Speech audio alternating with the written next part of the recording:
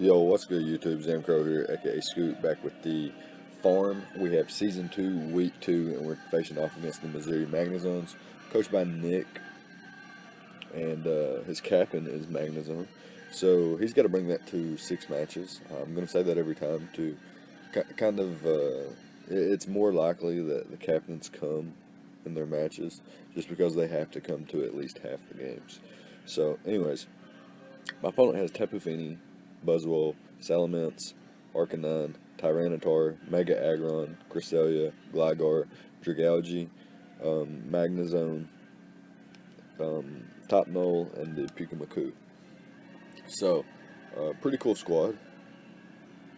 We've got Mega Alakazam, Celesteela, Hydreigon, Nidoqueen, Greninja, Comfey, Suicune, Decidueye, Oricorio, Mega Charizard X, and Yanmega, where our captain is Mega Alakazam. So we have Z access to all of our Pokemon. And for this match, I decided to bring Celesteela, Hydreigon, Nidoqueen, Greninja, Suicune, and the Mega Charizard X. On Celesteela, we actually have a set that can not only avoid being disposed of by Magnezones, what's it called? Magnet ability? Is that what it's called? Where I can't trap, or where I can't switch, and I'm trapped. I have the Shed Shell to avoid that. I also have enough HP and Spadef investment to avoid being knocked out by a Choice Specs Magnezone as well. And I will be able to knock it out with an Earthquake, so that would be pretty cool. I have Leech Seed and Acrobatics on this set. Acrobatics for the Buzzwole, and I've got Protect on here just to scout and for Leech Seed recovery and things like that, since I don't have leftovers. Forced to run the Shed Show in this matchup. Next up we have Hydreigon, which is a taunt variant, so that I can taunt things like Tapu Fini upon switching, Mega Aggron, Tyranitar, Gligar, even Cresselia mostly, so on and so forth, and even the Pikamaku, because it doesn't actually have any attacking moves. If I taunt it, it's kind of forced to struggle or hard switch out. And then I have Dark Pulse spam with leftovers. I have a pretty complex EV spread with 144 HP EVs, 160 special attack EVs, 152 speed EVs with a timid nature, which allows me to outpace things like Tapu Fini and Gligar if they're max speed. And I have 48 EVs in attack despite a timid nature, because after Stealth Rocks and a Dark Pulse, Superpower will guaranteed knock out a Tyranitar, and that's pretty nice. Also, if he's AV Magnezone, Superpower does more damage than Dark Pulse does. And my last move is Roost, so they can roost up on things like Arcanine without close combat. If I know he's locked into a Dark type move with Tyranitar or Earthquake with Gligar, anything like that, or an Electric type move with Magnezone, I can just roost up on that and be in a pretty comfortable position. And like I mentioned, Taunt's really nice versus this squad. I've got Nidoqueen here, which is a specially defensive variant to try to take on Magnezone a little bit more comfortably.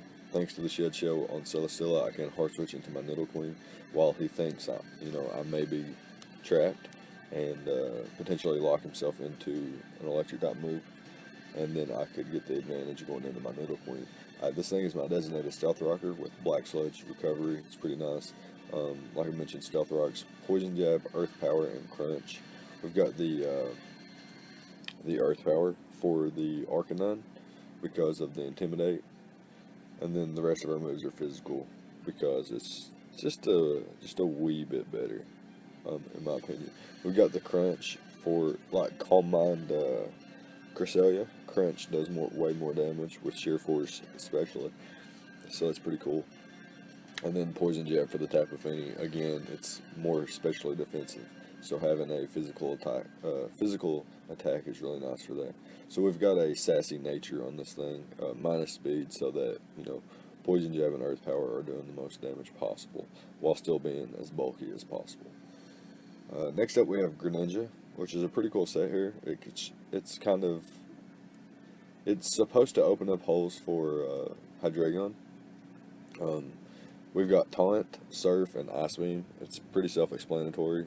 Surf hits basically everything on the squad outside of the Tapu Fini.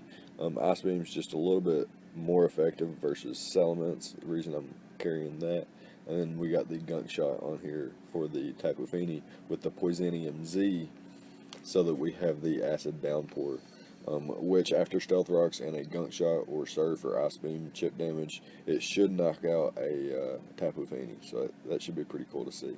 We're able to run a Modest Nature with enough speed to outpace Salamence, and max special attack with 56 EVs and HP. Just a little bit of investment there. Next up we have Suicune, which is a Scald, Ice Beam, Roar, Protect variant. Protect there to scout for choice lock moves and things like that. Also allows me to scout for Toxic on things like Cresselia. And I doubt he'll bring that because Tapu Fini has the Misty Terrain, and it would prevent my mons from being poisoned. Plus I have Nidoqueen, which comes in and absorbs Toxic Spikes anyway. So, and Toxics. So I don't, really necessarily expect that. But it also allows us to get Leftovers Recovery and potentially be out of a range of like a 2-hit KO from something like Banded Buzzwole or Scarf Buzzwole even, or same thing for Salamence, or like a +1 Mints and Bantar or something like that. So very, very defensive with just a little bit of special defense investment. Last but not least, we have a Belly Drum Roost Mega Charizard X with Fire Punch and Thunder Punch. After a Belly Drum, Fire Punch and Thunder Punch 2-hit KO everything on my opponent's squad. And some things are just generally 2-hit KO'd already.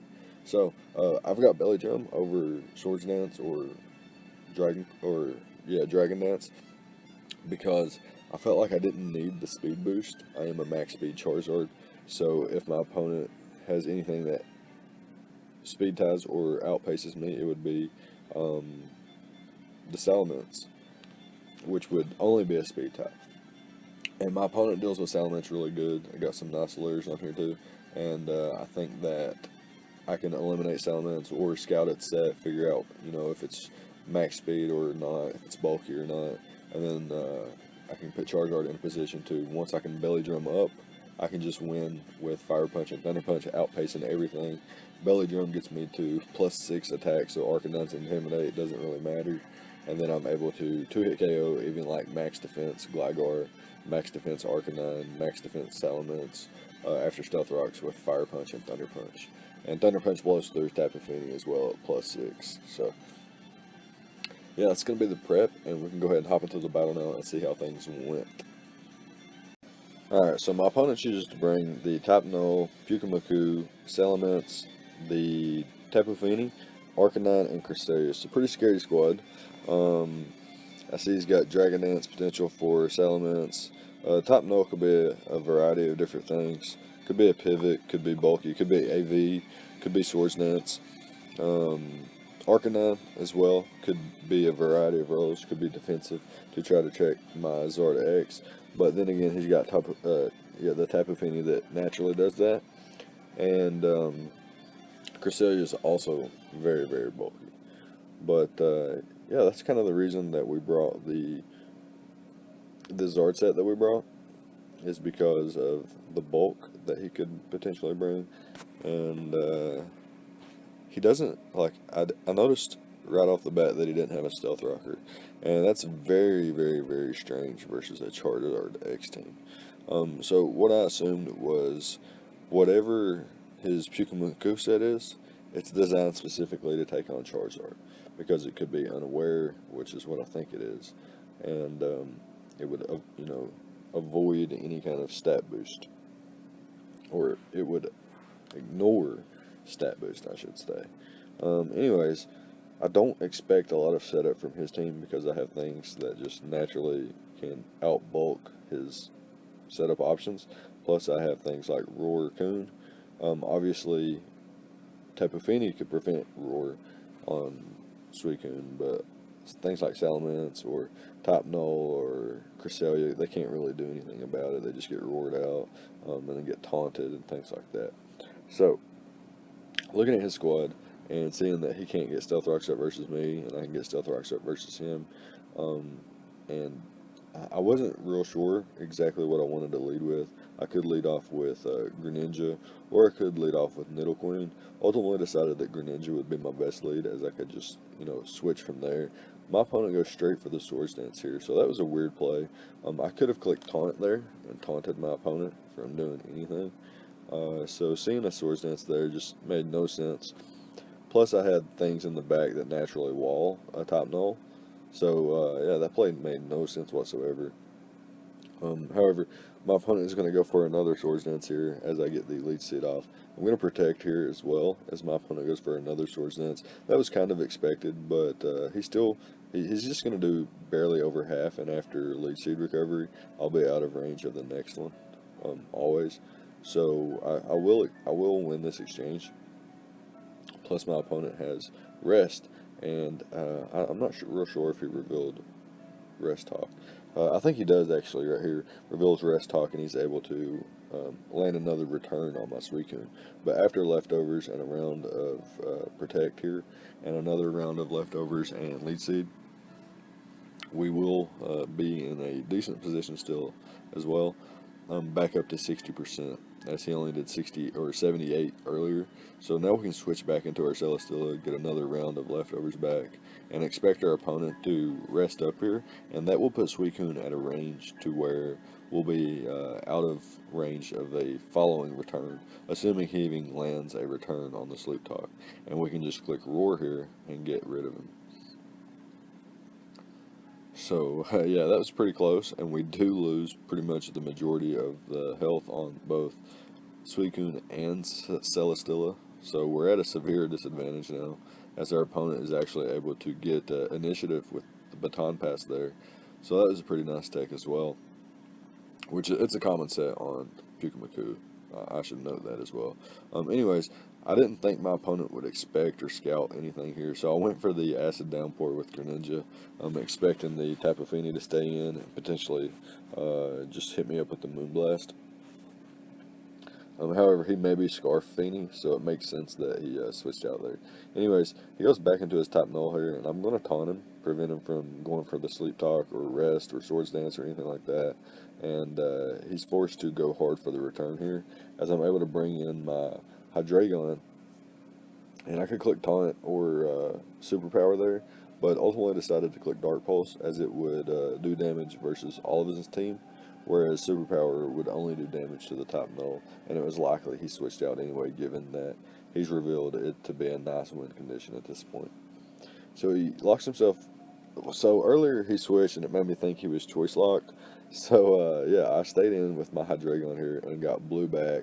I'm going to bring in my Zard here and click Thunder Punch, hoping that he went straight into his Pyukamaku. Unfortunately, my opponent does not go into his Pyukamaku immediately, and instead stays in and goes for the Hydro Pump. I'm able to roost that off, though, as my opponent goes out into the Arcanine immediately, and goes for the Toxic. So that was nice for me, as I was able to switch out into my Nidoqueen and live any one hit my opponent goes for to get up my Stealth Rocks there. So that was really nice for me. My opponent goes for the Flare Blitz here, though, takes me out. Lost, 16% so far. So I go into my Greninja to try to force out my opponent. However, he stays in and goes for the Extreme Speed. So a little bit unfortunate for me, as my opponent is going to throw off the Toxic here. I didn't want to let Zard get Toxic, so I sacked off Celesteela here. I thought about doubling there as well, but ultimately decided it wasn't worth it. Went into my Greninja here, and it's not a 6-0, thankfully. My opponent stayed in there, and I was able to get the knockout with the Greninja, and my opponent reveals the Choice Scarf Salamence. So this was exactly why I needed Celesteela, and I guess this was a cool reason that he could have brought something like that top null that he brought. In the beginning, it made no sense, but once you see the end game and that he had a Choice Scarf Salamence to try to clean up, it made a lot more sense. But yeah, that was a really, really good game. It was fun to try to play around the top null and things like that.